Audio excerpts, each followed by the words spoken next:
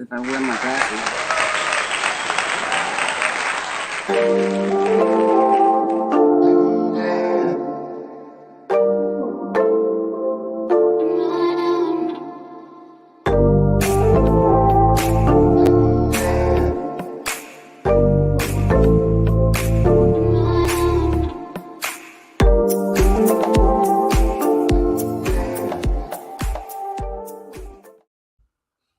Well, good evening, everyone, and welcome to Portsmouth Coffee Talks Evening Edition show. And we apologize for the lateness. We usually start at 7, but we had some little difficulties connecting here. But we're here now, and welcome everybody. And before I get started, make sure you like if you're watching live on Facebook and on our YouTube channel. Make sure you like, subscribe, comment, and share with us.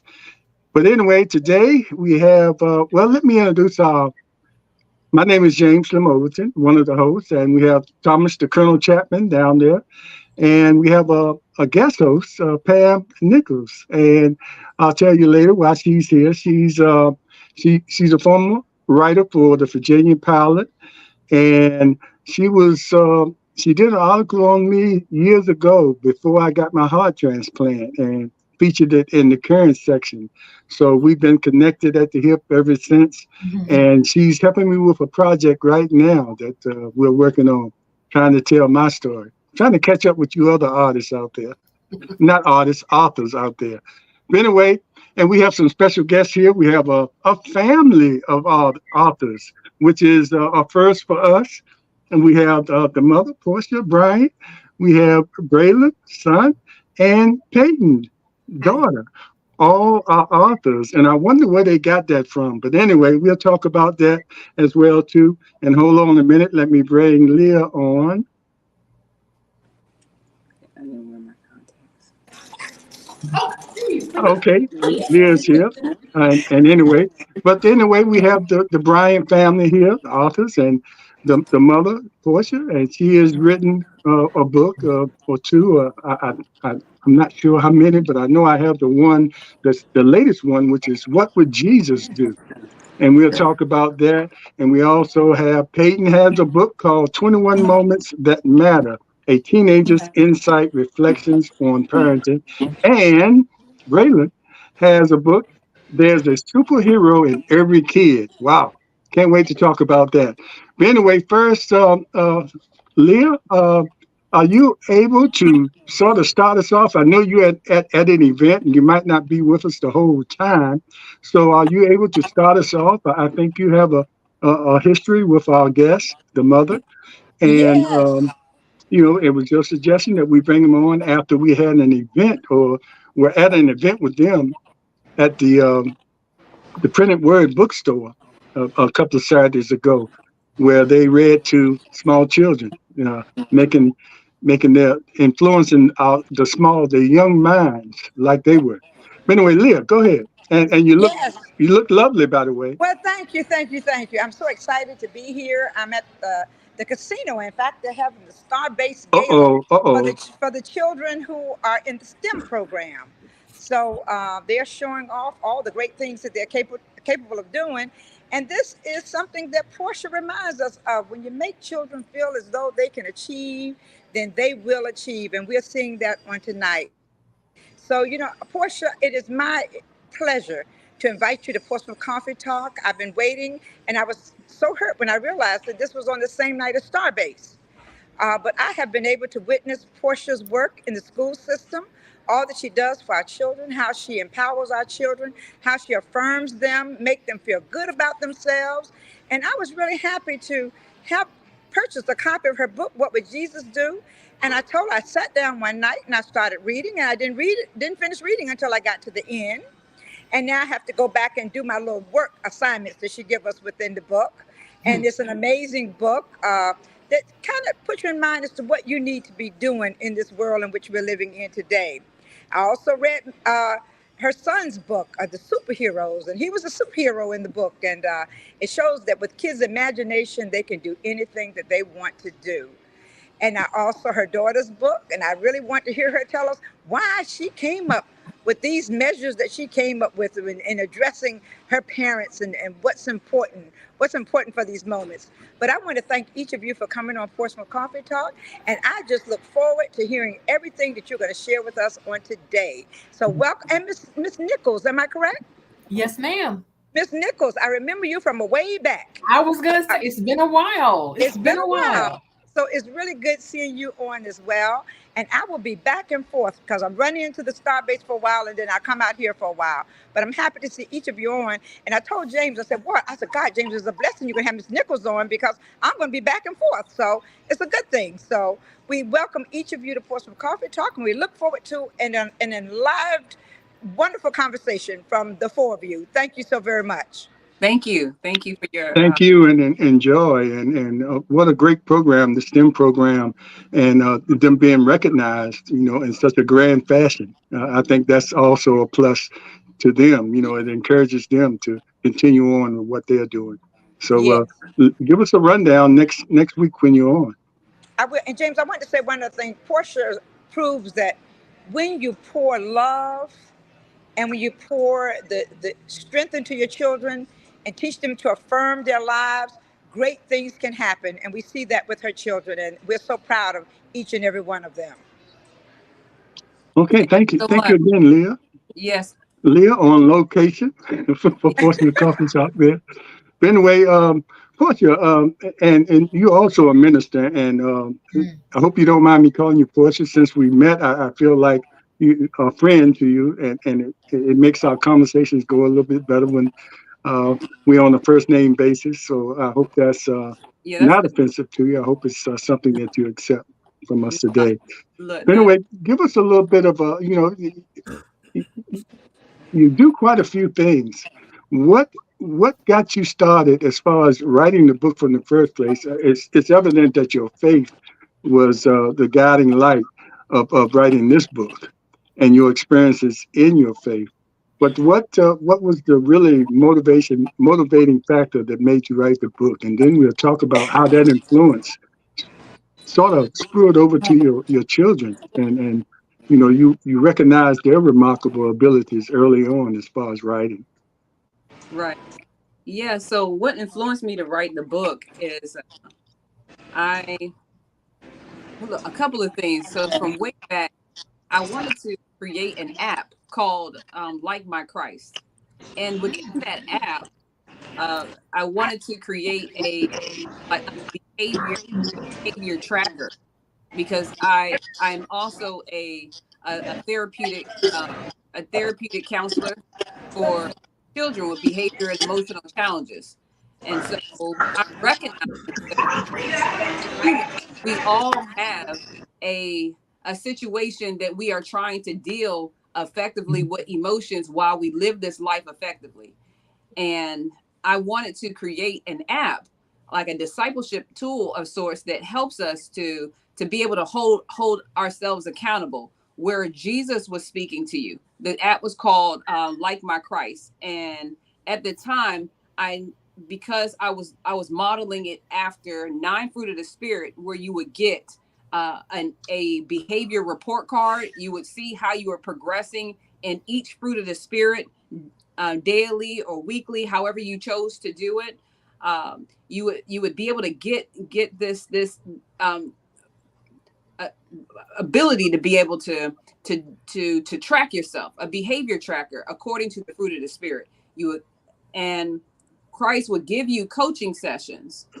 But at the time when I was having the program developed on as a mobile app, we were able to get but so far, because we did the designs, the framework for it, but we didn't have all the material that we needed. And so at that time, that was in 2012. At that time, it felt like a monumentous feat for me to have 45 coaching sessions from Christ. That felt like a lot. So I wasn't able to go forward with the app. It took some time. I tried to partner with some other ministers and pastors at the time, and when they were submitting their parts, it wasn't giving the heartbeat of the coaching sessions that I was looking for from the perspective of Christ. Many people don't think from the perspective of Christ. They think about, okay, how say Ruth displayed this fruit, or how this person displayed this fruit. They weren't understanding that the whole concept was about Christ, like my Christ. So I was years later, I joined a group during COVID called Activated Women. Long story short, they did a challenge for us to write a book in a month. And in writing the book, I went on and took a challenge. That was in 2021, fall of 2021. I took the challenge in November to write a book in a month. And at the time, I thought to begin afresh anew, but the Holy Spirit said, finish what you started. So from there, I had wisdom to write one story a day, write one section a day in reference to what Christ is, his reflection and his coaching session. Reflection, coaching session, and an assignment. Reflection, coaching session, and an assignment. I did that for 45 days, and that's when my manuscript was complete. I just had to be disciplined to do it daily. And coming out of COVID, this group, Activated Women, was birthed, and that's the activation they gave us for 2021 month in November. Yeah, and before I'm sure the other hosts have some questions, but before they go there, and as I see the influence that you've had on your children, as most parents do, how early were you influenced as far as your faith? You know, because sometimes it starts young, and then we sort of go away from it. You know, that seed is planted early, and we kind of go away from it, discovering other things, and then that seed starts to grow for any particular reason. So, how early were you exposed to experiencing your faith? Oh, pretty early. I tell people that I started loving the Lord when I was -3. So because I was born into a family that had faith, my grandmother an evangelist, my uncle a pastor, I was just cultured within the faith, and so I'm blessed for that to be my testimony. You know, my grandmother always, taking us to church. I just felt like that's where I was. I love the Lord. I believe in Christ. And so that's a beautiful testimony for me, because I recognize that that's not everybody's story. Well, it really is, and that's generational, you know. And then once that seed is planted, it's up to the individuals to experience it in their own way. So, anyway, co-hosts, any questions for Portia at this time before we move on? Well, yeah, I have a question. So, as you write this book, and then what kind of technique are you doing to write the book? Are you said you're doing storytelling, or is it quantitative kind of writing style? What kind of writing style do you have, or do you recommend, and what you recommend it to your kids too? Well, for my writing style, concerning what would Jesus do, I try to just pull in for what speaks to my heart. So I realized what speaks to my heart would speak to others.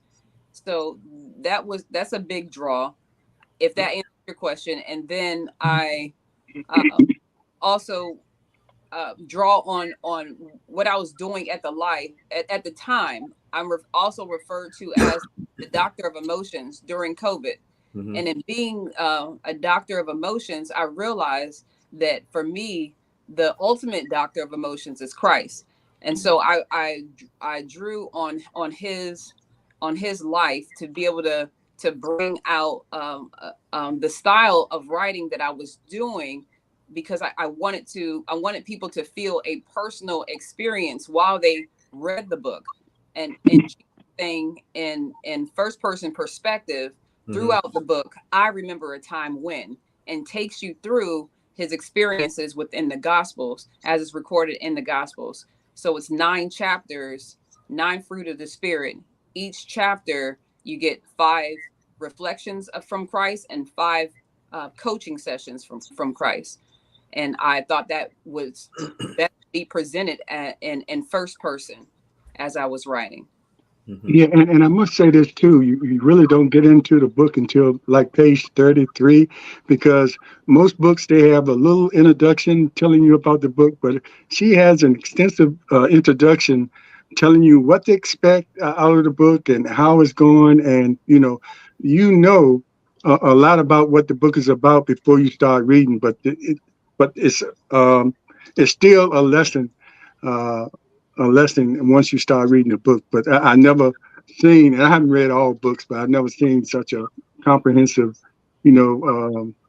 explanation of the book before you even get into the book. So Right. I think as far as writing style, that's part of it too. And probably, Pam, you probably can expound on different writing styles. And I don't know if you've seen her book yet, but you might be familiar with that style of a more comprehensive introduction before you get into the book. Mm-hmm, mm-hmm. And it serves the exact purpose that you say, to let people know what's going to come.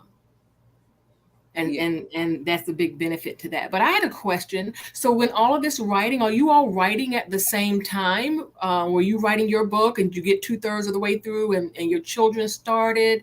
And to second to that question, did you serve as editor over their work as well? Did you look over their work? So I did not necessarily serve as editor, but I served as the person who was bringing their ideas to paper. So Peyton will tell you, her story in reference to how her book came about. We were absolutely not writing it at the same time. 2021, I just took the reins to go because of my Activated Women, challenge. Then when 2022 came about, I actually hosted a television show. I put a live studio performance, a live studio showcasing of my television show called The Essence of Butterfly. And I recorded the first season. And the first season is 5 episodes. And the whole heartbeat behind The Essence of Butterfly is in defense of humanity. And I realized that my book had the answers to what the first season was about. 5 episodes according to the first chapter of the book. The first chapter of the book is on love. And so Jesus, what you will find is that Jesus was able to love in the face of rejection. He was able to love in the face of betrayal. He was able to love in the face of not being validated by people around him. He was able to love and pass on love not only to the disciples, but also to future believers. And he was able to love in the face of his mortality when he told John, take care of my mother. So in my show, I had guests that were interviewed according to those first 5 sections of my book. Yeah. And back to the style, right? The style of the book. I wanted readers to be able to get the most out of the book. You can't just dive into the book and I don't know where everyone's level of faith is. I needed to tell my testimony before the book began. Yeah, I forgot to mention you're also a performing artist, and you mentioned the show, and we can talk about that a little later. But I want to bring Braylon on there for a minute and talk a little bit about his book if he's still in range there. Yes. Okay, don't get that. Yeah. Okay, here he is. Braylon, I want to tell you, even at my age, I enjoyed reading your book. The illustrations were there. And I got a sense of it's titled "There's a Superhero in Every Kid," and I got a sense that you touched on a little bit of the bullying aspect aspect of it. Did you have any experience, or you had some your classmates or your friends around you that experienced bullying that sort of encouraged you to write this? Well, well, I just want to make people. I want to make kids happy and fearless to stand up to others. So there's about my book is at it stands for FAVSS, and those stands for Friends, Adventures, Villains, Someone Saves the Day. And there is a superhero in every kid. And I know some of us adults don't like to ask their age, but you can tell your age because you'll be telling your age for years to come before you stop, before you have the cutoff. Anyway, how old are you, Braylon? 8. So how long have you been interested in writing? 1 year. 1 year. Okay, you know exactly. Okay. Any questions from the other co-host of Braylon at this time? Well, Let me well, hold up the book again. Did I read, Portia, that you homeschooled your children? During COVID. Okay. Okay. Yeah. So. Alrighty. Yeah, I have a question though. Since you've written the book, how about your colleagues or your friends that are of your age around your age group? How have they reacted, or have they had a chance, or have they read your book, and how has it affected them? Well, if they find out about my book and they're friends with me, they can be in my book.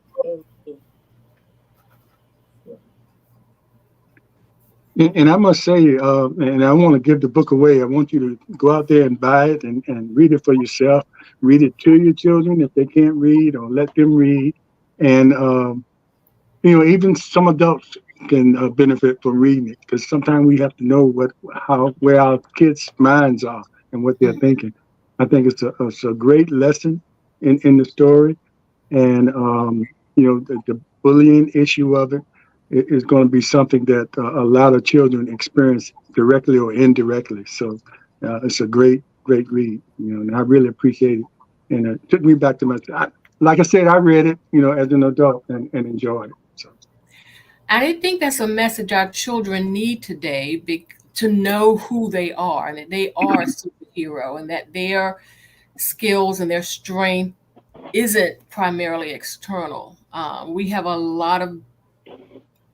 our children need a lot of help and hope these days. And I'm glad to see a young man who knows that he is his own superhero.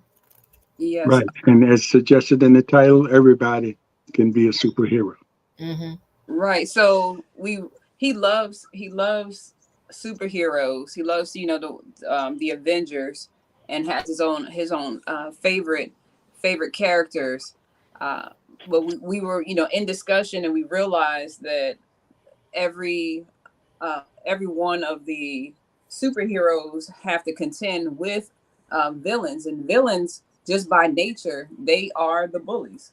And so that's the conversation that came about between Braylon and I when we were, putting the book together. So behind the scenes, Braylon had a dream, and he was telling me this dream, and it sounded so vibrant, like, oh wow, I would like to experience that. And I asked him, would you like for that to be pinned to a book? And he said yes. And so that was the birthing of that right there. So when you say to me that was I their editors for the book, I was able to pass the story along to a publisher, and in passing it along to her, she brought together all of the story of how we presented it to her. And so as a result, there are 56 56 vocabulary words within the book that we're creating cards for Mhm. that you will be able to learn 56 new vocabulary words that you're able to explain to even a kindergartner, a first grader, a second grader, a third grader, a fourth grader, if they don't know. It's a whole learning experience within this book. Yeah. Oh wow! And a lot of people's creativities come to them through their dreams. Hmm. Yeah, and then we were able to then from there design a board game. So he has a digital board game Right, the board game as well. as well as vocabulary cards that go along with his book. Yeah. Wow. Yeah. Great creativity. I was saying the same thing. Very creative. Very creative. Oh, Did- I am an ex-teacher, so that also influences me and how I parent my children. I taught 6th, 7th, and 8th grade science for Bishop Courtney Macbeth at his private school years ago. Mhm. When I was in first thing out of my bachelor's degree at Old Dominion University, I received a call, and because they knew me, they said, you know what, we are short a science teacher. We need you to come teach science. So I said, look, I have a Bachelor of Science, but I didn't major in the sciences. But what I do appreciate about me is that I'm a lifelong learner. I'm very passionate about students having the aha moment. I like that moment when, education clicks and their mind grows and they express it in a type of a way. So since you mentioned parenting, can we bring Peyton in now?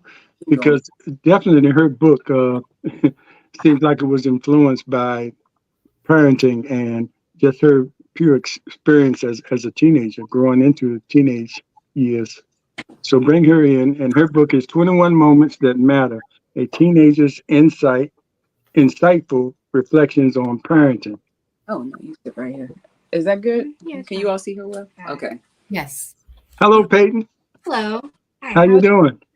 I'm doing well. How are you doing? Good. And Peyton is also a singer and all state, all city chorus and all state chorus as well. So your creativity goes beyond just putting pen to paper.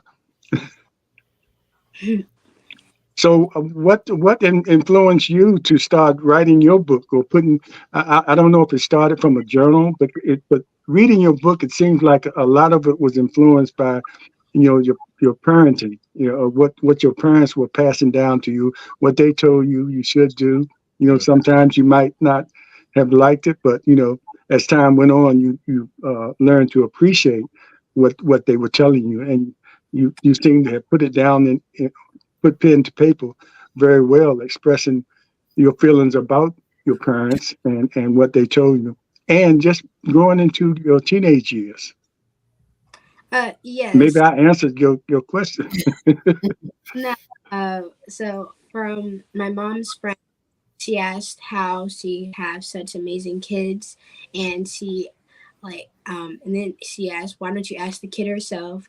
And I told her all these 21 things, and my mother wrote all of it down, and then I started to contrast all of it down into breaking up of the 21 moments that matter. She didn't know that it was 21 things that she was saying as she was naturally just speaking, but I was writing down everything that she was saying. And by the time that she was finished having this discussion with my friend Kamara Mosley, she had compiled her book. I said, well, wow, Peyton, I felt in that moment, these were my roses while I can still smell them. Yes, indeed. And I forgot, I also have to mention that at age 4, she recorded a CD called You and Me. So you probably saw a little bit of genius early on in your child. Some children are just born with certain, capabilities. And, at age 4, recording the CD and then, growing older and turning into a writer or being able to express. And I think also in the book later on, after you read it, she has some questions in there. Yeah. Am I right? Yeah. So Peyton did turn it into a journaling session after, I would show her everything that she said to my friend. And so it became her journaling session to expound on why she said what she said. Mm-hmm. And so she was able to build on that through, like you said, a journaling of sorts.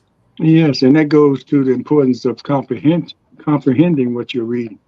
So when they get to the back, they have to answer those questions, and it helps them, even if they have to go back, to the pages. All right, co-host, any questions for Peyton? She has a beautiful smile, by the way. It comes across that you and your mom are very close. Are you close? Yes, we are. Okay, excellent. I have a question for Portia, since we're talking about parenting. So we're of the generation where parenting was a little different.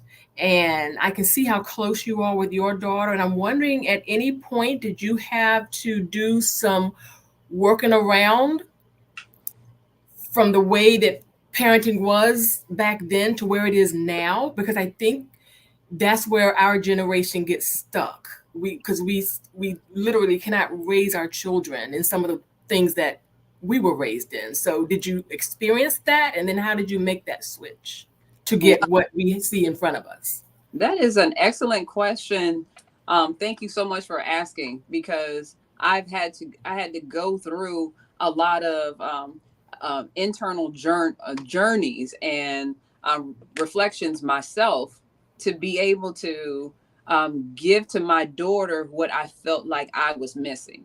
Right. And I realized that there is a lack of a bridge between discipline and relationship, especially when children hit a certain age. So parents might be good from elementary school, a little middle school, and then they kind of drop the ball because they were better with the little ones than they are with the children as they transition into the upper grades, and then maintaining that.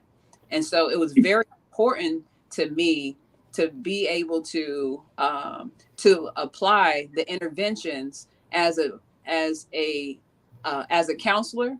I didn't only want to apply interventions for the children that I served, but also for the children that I'm raising in my own home. So I think that made a huge difference, just for me to be aware of paying attention to matters of the heart, making sure that I'm asking Peyton about her feelings and knowing about what's going on in her life, trying to keep her close, paying attention. All the things that she says in the book were very intentional by prayer, intentional by fasting, intentional by worshiping and being in cultivated, anointed atmosphere, so that I could be where I needed to be, so I could be who I needed to be for her, well as her little brother. That's perfect. I just had a feeling it wasn't just me, because I see that's where we get stuck at an age where we should be training them to give them their wings. It's like we're still doing this. Yeah. And so Peyton, with this this great revelation that you have, when you're out amongst your peers, do you see and sense the difference that they're probably not getting what you're getting? How does that hurt? How does that touch your heart, and how do you respond to that? Honestly, like especially at my high school, or even like when I even stepped foot in middle school, I can even tell like it was very different, and I knew it was going to impact my mind. But I tried to. I'm glad that I have church with me, and I'm glad that I have a good community around me to help, so I won't actually have to change how I am personally. But for when I'm at school, I have to like say the opposite of what they say. I hear it constantly, every single day, and even making me want to, in the future, have a job in the school system. Wow. Amen. What kind of job when you're talking about in the school system, you're talking about being a teacher or being an administrator. When you say job, it's kind of broad. Like, I wonder, like, who, like, actually, like, teaches the teachers of, like, actually, like, disciplinary, and, like, I don't understand how they just go on their way. Maybe for public schools, I know that there are other schools like that, and I just really wanted to change because I know there's a lot that's happening between inside of families, and even like you never know what's going on in a person's mind. So I never blame them because I know that everybody's lives are different. Yep, that's good. Go ahead. Peyton, I also hope you keep up with your musical aspirations, because you don't make all city and all state choir just by standing there. And a question I asked you at the printed book, the printed word bookstore, was about comprehension and the importance of reading, even in your musical, even reading music, and sometimes depending on what genre you choose, you have to read in a different language. And you gave an answer about sometimes you have to sing in a different language. Talk about that. Yeah, for PSA, even for the Performing Arts Academy, for chorus, we even sing in as a chorus, Deus, EBS, for in the GSA, I also sang solos. For everybody does a solo, everybody has their own vocal teacher. I do Alma de Cole, for that's Italian. I also do Spanish, Compana Sobre, future, continue to grow. I can do French or Okay. I had to sort of, Leah, I had to silence you there for a minute because you were coming through. Your background was coming through. But thanks for that answer. And Mama, we can go back to you for a minute. You're involved in a lot of other activities throughout the Hampton Roads, and I think an event is coming up soon, March 25th, 22nd. 22nd. Talk about that, because that seems like that's a very important. I don't know if it had anything to do with writing or being an author, but I think it's something of significance that's coming up. Yeah, so I am the ambassador of an organization called Activated Women. Activated Women was put together for female entrepreneurs and those aspiring to be so. And so I saw a need for offering support and just a sisterhood to women along their journey of being an entrepreneur, a businesswoman, or a woman with a dream. We need to have a circle and a village that helps us to have a synergy to be inspired to go forward continually, because it's a daily walk. It's a daily walk because this life, we will have trouble. And so we serve as a consistent, we're coming on 2 years. This is also a 2-year anniversary for Activated Women. We just appreciate the camaraderie that's been built, as well as the consistency along all of our journeys for these past 2 years. And then along the way, then other women are added. Mm-hmm. Real quick, give a shout out to Charles, I believe that's his name, because parenting in most cases is a team. So you can give a shout out to Charles there. Yeah, so I will. Peyton. Yeah, so I was gonna call him up, but yeah. So real quick before I give my husband his due shout out. Oh, Peyton sent me a note, and she said that she has to do homework and pack for going out of town. So that's where she is, and she appreciated being on the show today. So she sends her thing. Look, Well, she was sure to make sure you all knew by writing a note in a journal and letting me let know that I have to do my homework and pack for this weekend. Yeah, and this is a part of her experience as well. We appreciate that. And Yeah. And so she grew up with an interventionist, and yeah, so I know that that's definitely the call, the heavy call that's on my life, as well as ministry, is to think in terms of intervention. So every moment I'm thinking, okay, what's the solution? What's the plan? What's the blueprint? What's the solution? What's the plan? What's the blueprint? How are we thinking? How are we going forward? Like that's my my programming in my mind, and how I live. And so I appreciate you all. I appreciate the question. And, yeah. So if there are any women who are listening and you feel like you want to learn a little bit more about Activated Women, you can come out, and there is a small cover sheet. We have appetizers and 2 dynamic speakers, and just a grand time, icebreakers, and just music, fun, and fellowship. So that will be on Friday night, 6 to 8. Activated Women. You can DM Portia Bryant on Facebook or on Instagram. Portia Bryant, absolute. okay, looks like our on the location reporter, Leah, has a break there. Leah, is there anything you'd like to add right now?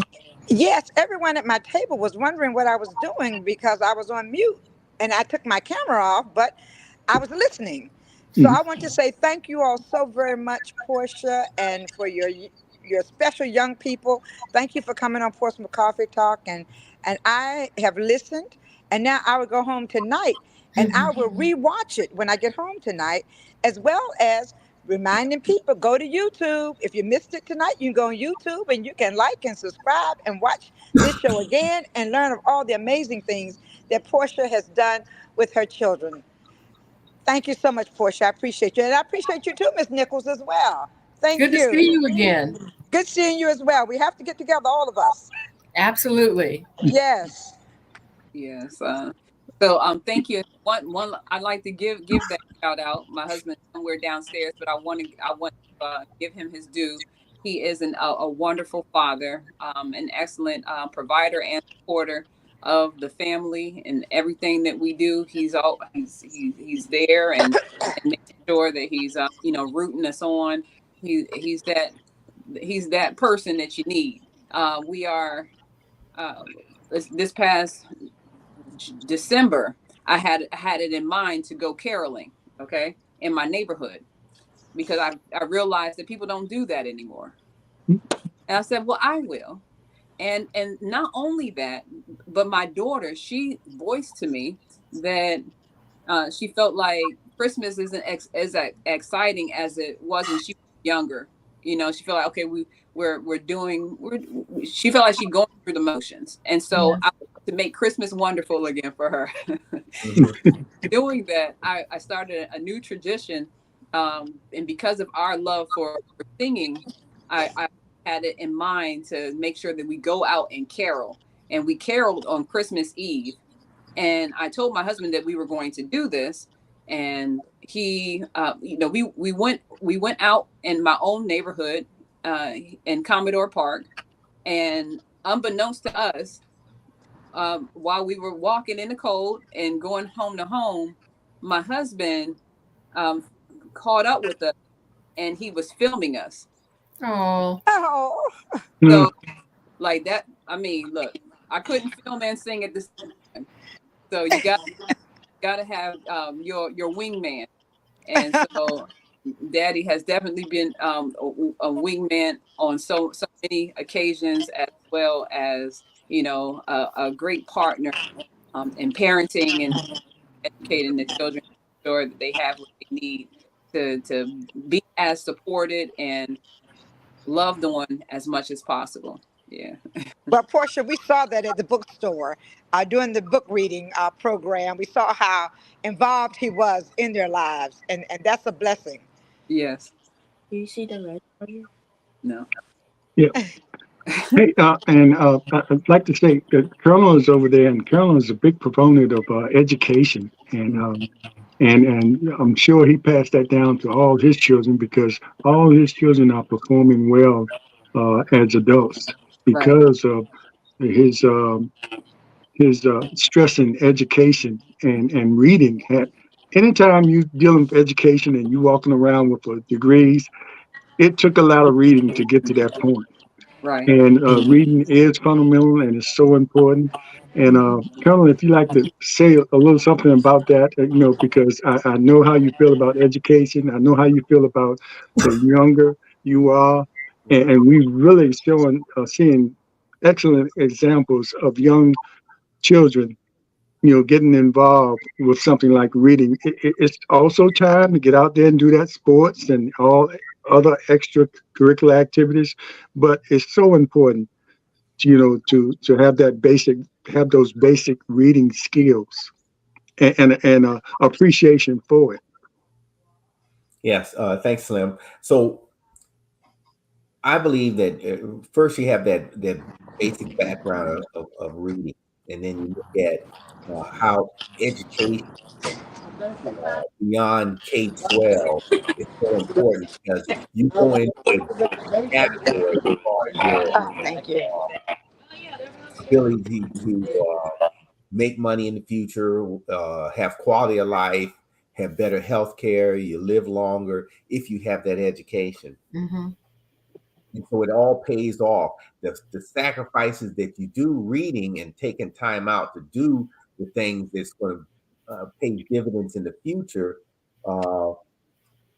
when put in context with your compadres, that some of your kids' friends are out there bouncing a ball, running a football, or whatever.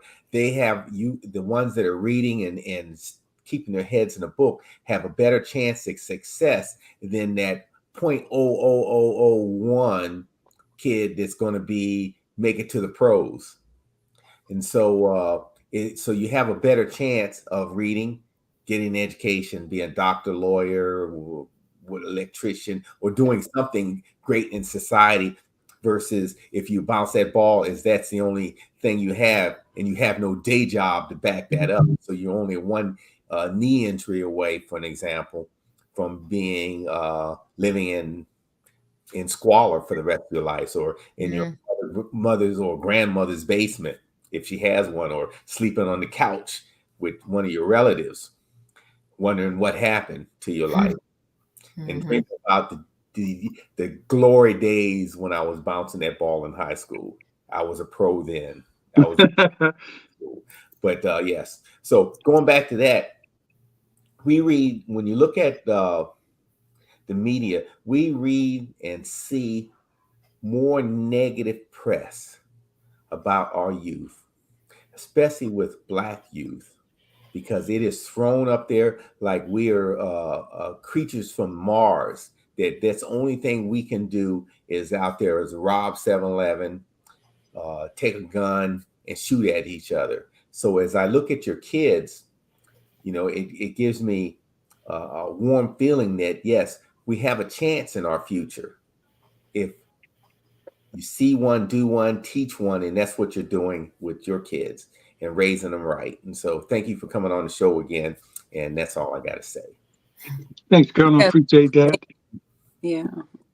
No, I was just telling him thank you. I recognize that Peyton, she also wants to be a nurse, but because of what she deals with every day in reference to her observations and the lockdowns in the school and how the children are behaving toward the teachers, just unacceptable disrespect and all of those things. There's a lot that was going on in her mind while she was sitting right here explaining to you all her heart and why she feels like she could be a help in training and educating teachers on how to as far as classroom management and being able to understand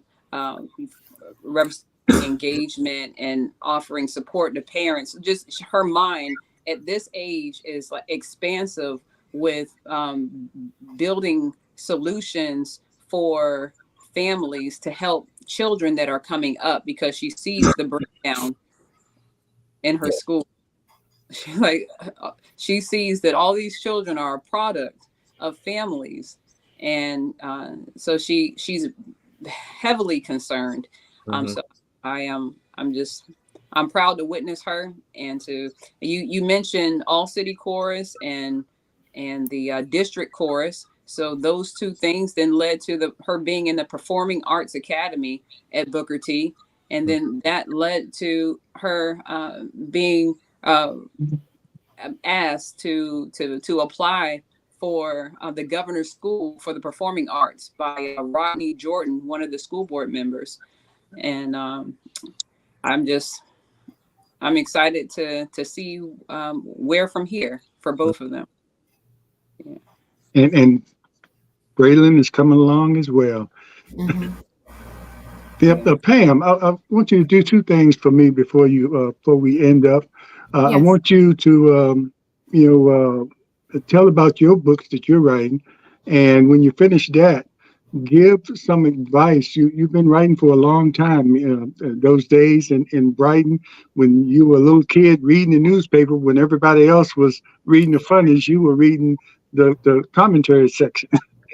Exactly. So you've been in this game for a long time. So after you talk about your books, give a little advice to the writers we have on the show tonight, or anybody else that's watching that aspires to be a writer or want to be able to. Because I always say it's a book in all of us. It's something I believe that that. we can tell. So I believe that. not everybody might not write a book for the world to see, but just doing a journal, can be something that's therapeutic for a lot of people. So Yeah. Exactly. Well, I wrote for the Virginian Pilot it was supposed to be a little part-time gig. I was homeschooling my children. I just needed a little extra money to pay for violin lessons, dance and music lessons. And what happened was I ended up staying there for close to 13 years. I was homeschooling my kids, so I was allowed to work from home and write my articles. And that's how I met Leah. And that's how I met Slim. That's how I met a lot of wonderful people in Portsmouth. But in the middle of that, I had a quick conversation with a friend, and that turned into a book.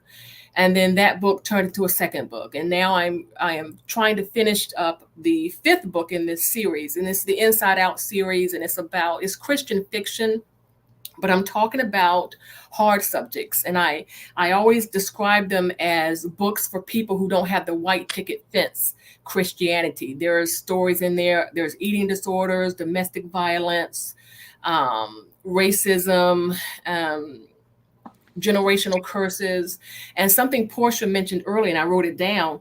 She said something about thinking from the perspective of Christ, and we don't always do that. And what I do is apply the mind and the heart of Christ to these hard issues. And the books are like every 3 or 4 chapters, you see behind the story. And so you see how the demons are using issues in these women's lives against them, women and men's lives against them.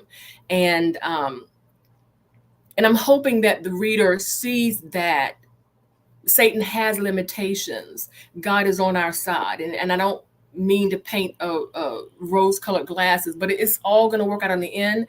But again, we've got to see things through the mind of Christ. So I apply the mind of Christ to hard, everyday situations. So I understand exactly what Portia and Peyton are talking about. So I'm trying to finish up the fifth book. We're coming along. We're coming along. And as for the advice I would give, the best writing advice I believe that I can give to a believer has nothing to do with writing. It is to get close to your Creator, to get next to Him, to hear Him, to follow Him, because that is going to push your writing into the atmosphere, into the stratosphere. He has given you, if you feel that God has given you words to write, a story to tell, a message to share, you have to get it from Him. You can be skilled, but your energy and your heart is going to come up off that page. And if you're writing something and you are not healed, you are going to harm your readers and you're going to harm yourself. You're going to set yourself back. I didn't know that until I was halfway through my second book when I realized that what God wanted out of me most as a Christian writer, as a writer of Christian fiction and nonfiction, wasn't the words on the page. He wanted my heart. He wanted my heart turned toward him. He wanted my heart clean. And when I tell you that as many people who've come to me and said things about, this book really helped me and this, that, and the other, I have gotten closer to God in my writing. And I can see it and I can feel it. He has met me on the page in ways it would take forever to explain. So that would be my first advice, that if you feel that God has given you a story, get in his lap, get next to him. You're going to have to fast. You're going to have to pray. You're going to have to change your mind. You're going to have to let this mind be in you. And then you write, or as you write. So that will always be. I'm also an editor and sometimes a book coach. And that is always what I tell my clients. And that would be my first. And then get the training, invest in yourself. Take a writing course if you have to. Find writing books, get a mentor if you have to. I can't tell you how many times that I have seen books where people have said, the Lord gave me this message, and they believe that's all they need. And then it's on the page and it is grammatically incorrect. Some of it is scripturally wrong. Sometimes people haven't healed before they hit the page and all of their issues are just coming up off the page. So in addition to getting close to God, solidifying your message, really taking the time to invest in the gift that he's called you. That would be my advice. Okay, thank you. And real quick, how can you get your book? I know you're working on another way as well. Yes, because it's always good to have that those funds coming directly to you. But yes. at this point now, if somebody wants to get your books, they're on Amazon under Pamela Nichols. You can also go to my website, www.pamelawrites.org. But Slim and I were talking that eventually, I'm gonna stop giving Amazon all my money, and I'm gonna do this myself. But that's where they are now. Yes, and thank you, Pam. And before we go off, I'm gonna go back to you, Portia, and let everyone know how to get your book and your children's book. And I want to say this too. So Pam, I think I mentioned it, is really helping me, and we have to get back to it. And I've been talking for about, I don't know how long, since my operation, that I wanted to write about that experience. And we started out one way with that singular experience, and then she said, how about expand? Because you have some other things in your life that needs to be talked about or heard. So we're going that way. And it's been an amazing journey so far, short journey so far, but we will start back up. And I'm determined to finish this. And, I couldn't do it without her because, I'm not a writer. And like she said, I don't know if I have time to take writing classes. But right now, my mentor will be Pam. And anyway, okay, Portia. And I want to say thanks again for coming on, and having a family of authors here, and I can see, I'm amazed at Peyton, and Braylon, how young they are and how seasoned they seem to be. And I know they still have a lot to learn, but it's encouraging. And like the Colonel mentioned about a lot of the news is negative about our children. Yes. But more about your children are doing what Peyton and Braylon are doing than not. And that's why we, on this show, we try to expose those kids that are doing well and how important it is coming from the parents to be a big part of what's going on in those children's lives. Right. Because it makes a difference later on down the road. But anyway, tell us how we can get your books and your children's books. Yes, thank you.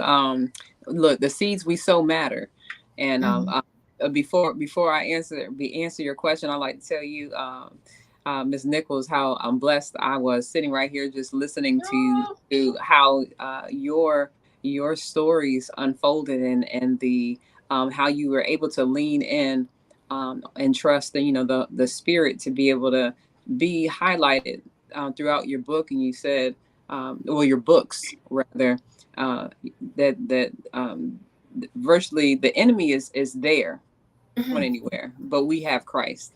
We do. But you said it a different way, and so if you can, I don't know if you can email me, text me, but you probably have it written down. It looked like you were reading it, but I'd like to quote you and what you said about encouraging people just along this journey. I'm very interested in helping people to navigate the difficult environment of emotions while serving Christ, and doing it in a way that we become more and more like him, and less and less of us. So yes, thank you for you. You're a blessing. I appreciate Thank you. Yes, I will reach out to you because I saw something in your, the inner healing thing that you do. Yes, absolutely. Yes. So healing the inner child. Healing the inner child. There we are. And so all 3 books and more can be found on Amazon, Barnes and Nobles and such. What Would Jesus Do? By Portia Bryant. 45 scripturally sound answers for managing emotions and becoming more like Christ. As well as Peyton's book, 21 Moments That Matter, by Peyton Bryant. You can just Google 21 Moments That Matter, and it's the first thing that pops up. And Braylon, There Is a Superhero in Every Kid as well. Braylon Bryant on Amazon. So, yeah, I appreciate the opportunity to have a piece of legacy out there, And so I realized that why would I be the only one with books and not my family? And so I'm encouraging my husband as well to get his book written. So he has a book, How I Became the Father I Never Had. So we were talking, and so I helped him out with that title in reference to some of the things that he was talking about. But I said that would be a phenomenal read and a phenomenal title, How I Became the Father I Never Had. So you all can look out for that. I guess I can help him along the way. I'm also a destiny fulfillment coach. So hopefully I can provide him with the coaching skills that I provide to so many others.